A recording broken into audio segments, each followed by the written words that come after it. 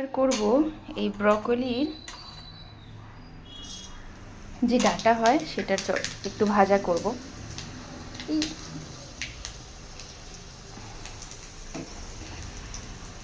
আলুও দিয়েছি একটু, এই যে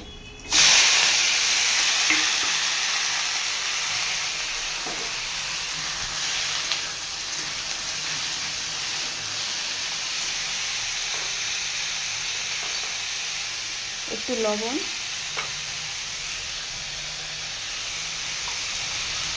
একটু হলুদ দিলাম,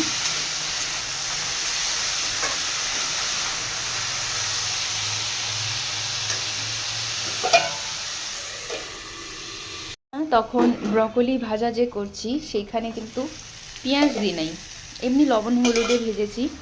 এইখানে একটা পেঁয়াজ দিয়ে দিলাম। এখনো ভাজা হয়নি তো পেঁয়াজটা দিয়ে দিয়েছি যাতে টেস্টটা আরও ভালো হবে, না দিলেও হয়।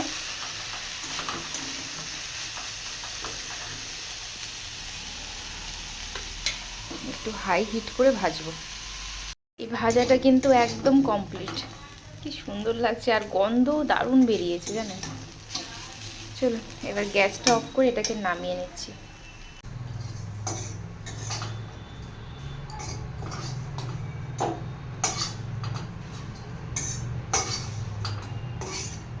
কি সুন্দর লাগছে, মনে হচ্ছে আলু ভাজা। দারুণ হয়েছে। আপনারা কারা কারা এইভাবে ট্রাই করেছেন আমাকে অবশ্যই জানাবেন, আর একবার হলেও ট্রাই করবেন। আমিও এটা নতুন শিখছিলাম কালকে, তো ভাবলাম আজকে আমিও ট্রাই করি।